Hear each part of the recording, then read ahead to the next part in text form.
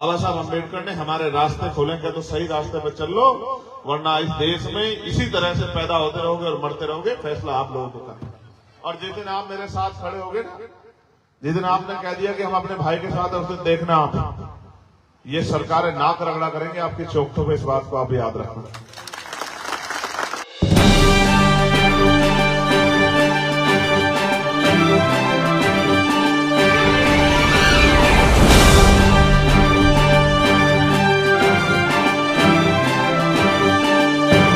मैं धन्यवाद करता हूं हमारी मातृशक्ति का, हमारी माएं बहनें जो बड़ी संख्या में यहां बैठी हैं। एक बार दोनों हाथ उठा के आशीर्वाद दे दो। अच्छा, धन्यवाद। उम्र में मुझसे छोटे और मेरे हम उम्र मेरे भाइयों और मुझसे बड़े समाज के सभी सम्मानित बुजुर्गों, 2 घंटे लगे मुझे आपके पास तक पहुंचने में। मैं बैठा बैठा गाड़ी में बोर हो गया। बोर समझिए, ये समझिए थक गया। मेरी आदत नहीं है कि इतना लंबा समय, वो भी इस समय में जब काम जो है बहुत तेजी पे करना हो तो दिया जाएगा।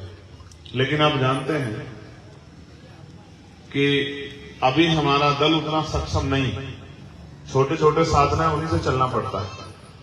तो खैर कोई बात नहीं, मुझसे आपको ये सीखना चाहिए। जब मेरे जैसा प्राइमरी स्कूल के हेडमास्टर का बेटा मेहनत करके समाज के सहयोग से, आशीर्वाद से और दिल्ली की पार्लियामेंट तक जा सकता है, तो आपके बीच के आपके भाई और आपके साथी जो हैं वो भी हरियाणा की असेंबली में जाके आपके हितों की रक्षा कर सकते हैं।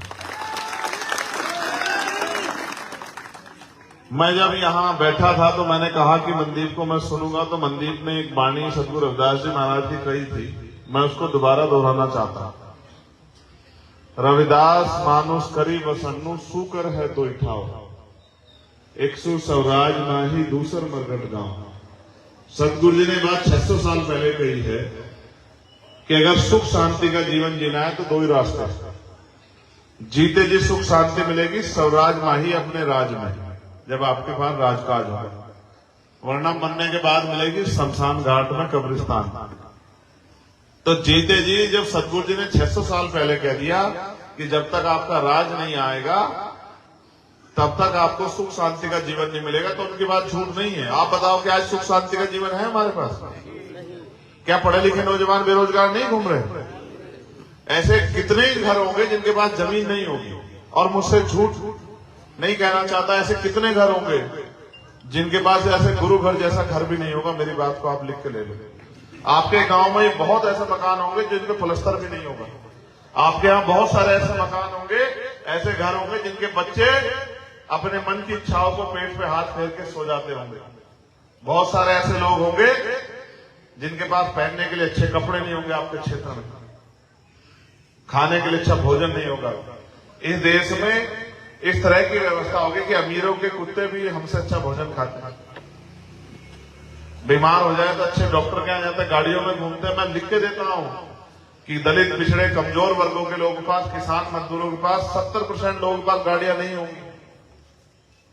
तो इसका मतलब सदगुरु जी ने जो बात कही कि अगर सुख शांति का जीवन जीना है तो राजकाज लाना पड़ेगा। चाहे आज ले आओ, चाहे 6 महीने बाद ले आना, चाहे साल भर बाद ले आना, चाहे 10 साल बाद ले आना, चाहे 20 साल बाद ले आना। अगर इस जिंदगी में खुश हो तो फिर कुछ करने की जरूरत नहीं।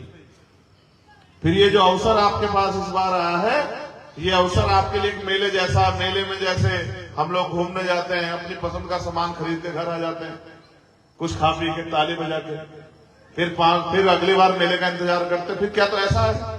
या फिर अगर हम लोग समझदारी दिखाएं और समझदारी बना के, एकता बना के अपनी वोट का प्रयोग करें और एकजुट होकर संघर्ष करें और दूसरे लोगों को भी जोड़े, जैसे हमारे साथ हमारे साथी जो पाल समाज से है, सरपंच, वो बैठे हुए हैं, इस तरह से हम कमजोर वर्गों में भाईचारा बनाएं और एक दूसरे की मदद करें। किसी को सरपंच बनाएं, किसी को जिला पंचायत का सदस्य बनाएं, किसी को विधानसभा भेजे, किसी को लोकसभा भेजे, और सबके साथ न्याय करके भाईचारा बना के अगर हम आगे बढ़े तो फिर राजकाज आएगा। और जिस दिन राजकाज आएगा उसी दिन इस दुनिया में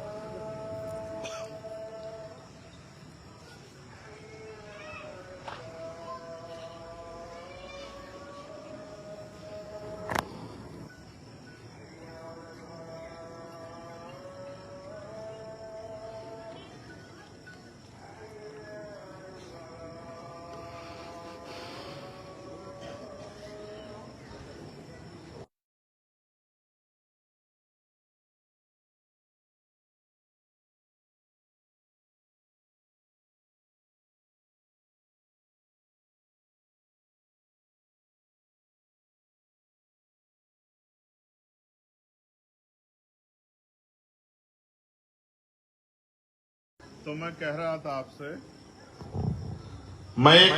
आपसे कि अगर आपने इस बात पे, क्योंकि हम बहुत लंबे समय से कहते आ रहे हैं कि बाबा साहब तेरी सोच पे पहरा देंगे ठोक के, सदगुरु रविदास जी तेरी सोच पे पहरा देंगे ठोक के, काशीराम साहब तेरी सोच पे पहरा देंगे ठोक के। अगर सच में हम पहरेदार बन जाएं समाज के और भाईचारा बनाने इस कमजोर वर्गों में जो हमारी जैसी समस्या से जूझ रहे हैं, तो मैं लिख के देता हूं कि फिर वो दिन दूर नहीं कि हमारी परेशानियां दूर हो जाएंगी। और अगर हमने ऐसा कर लिया तो हम पे कर्ज भी है। अगर किसी के पिता कोई काम अधूरा छोड़ के चले जाए तो उसके आने वाली नस्लों को काम पूरा करना चाहिए, नहीं पूरा करना चाहिए? बताओ करना चाहिए नहीं करना चाहिए? तो सतगुरु जी ने 600 साल पहले कहा कि देश में बेगमपुरा राज लाओ, ऐसा चाहूं राज में जहां मिले सबनु अन्न, और छोटे बड़े सब सम बसे रैदास रहे प्रसन्न। कि राज ऐसा होना चाहिए जहां कोई ऊंच नीच ना हो, भेदभाव ना हो, छोट बड़ा ना हो, जहां सब लोग प्रेम से भाईचारे से रहे, जहां किसी को खाने के लिए अन्न की, तन ढकने के लिए कपड़े की, सर ढकने के लिए छत की दिक्कत ना हो, जहां किसी बहन बेटी का अपमान ना हो, जहां कोई इतना अमीर ना हो कि किसी गरीब का मजाक उड़ा सके, जहां कोई इतना गरीब ना हो कि रोटी के लिए मोहताज हो, जहां कोई चोरी ना हो, डकैती ना हो, हत्या ना हो, ऐसा राज होना चाहिए। ऐसे राज को उन्होंने नाम दिया बेगमपुरा राज। बेगम का मतलब होता है बिना गम का राज, जहां किसी की जिंदगी में कोई गम ना हो। अब वो रोज राज आएगा कैसे? राज आएगा कैसे? जब आप अपना राज लाओगे, जब आप सतगुरु रविदास जी महाराज के सपनों को आगे बढ़ाते हुए, बाबा साहब के सपनों को आगे बढ़ाते हुए, जब और महान पुरुषों के सपनों को आगे बढ़ाते हुए आप लोग कमर कस के जिस तरह 4-6 घंटे 8 घंटे मेहनत मजदूरी करके अपना घर चलाने का काम करते हैं, उसी तरह 2 घंटे 4 घंटे काम करके और समाज को जगाने का काम करेंगे, भाईचारा पैदा करेंगे और राजनीतिक ताकत बनाएंगे, तब जाके वो बदलाव होगा। उसके अलावा कोई रास्ता नहीं। और अगर आप नहीं करेंगे तो आप वो दिन मेरी बात को याद रखना कि आज ऐसी सरकारें प्रदेश में और केंद्र में है कि ना आरक्षण रहेगा, ना नौकरी रहेगी, ना रोजगार रहेगा, ना जमीनें रहेंगी, और ना ही स्कूल और कॉलेज और हॉस्पिटल रहेंगे।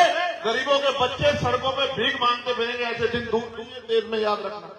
आज देश पे कर्ज है, केंद्र में बैठी सरकार ने खूब कर्ज लिया है।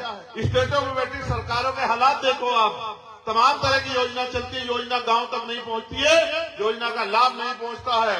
और जितना भ्रष्टाचार सरकारें कर रही है, इस वजह से कर रही है कि बाबा साहब अम्बेडकर ने कहा था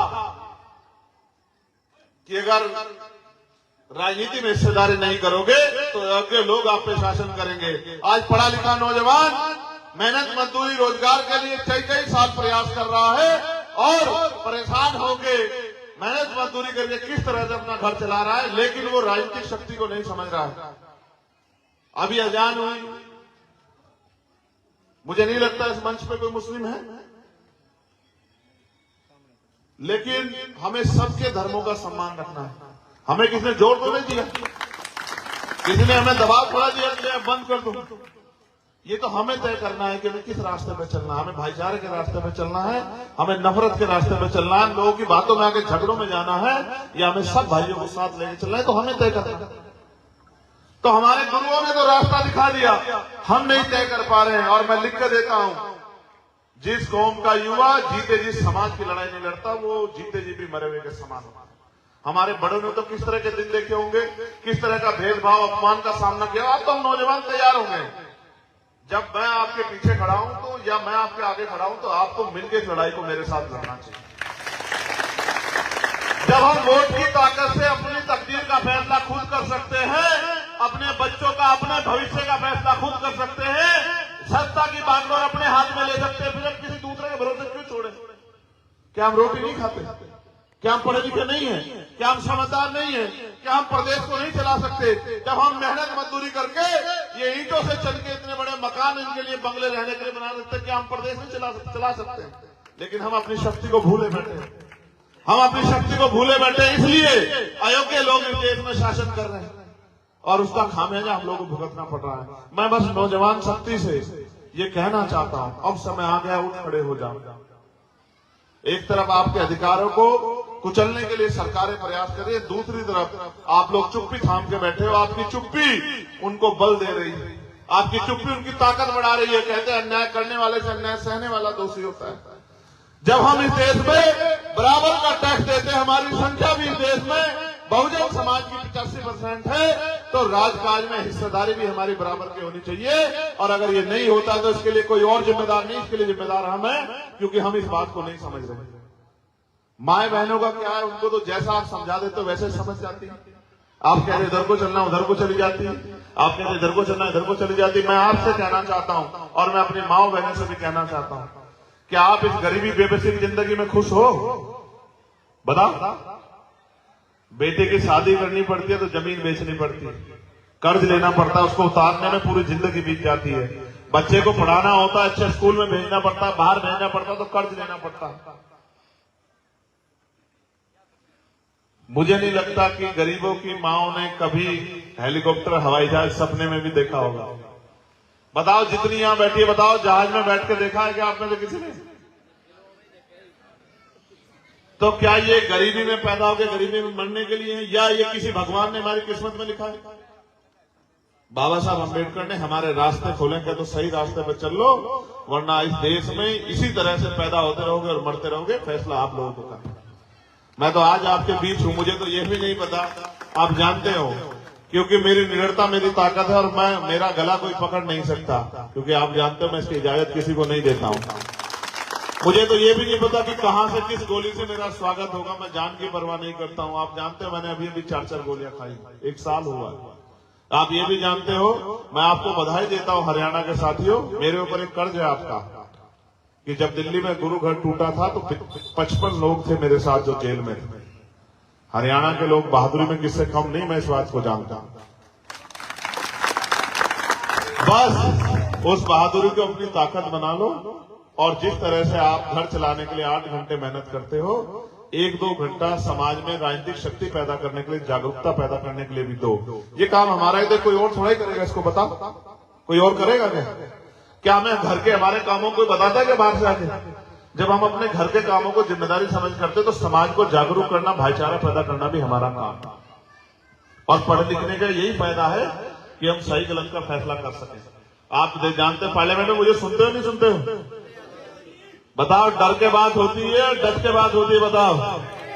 बताओ कोई ऐसा मामला है जिसको मैंने उठाता हूं? 2 अप्रैल 2018 के मुकदमे वापसी के लिए किसने आवाज उठाई?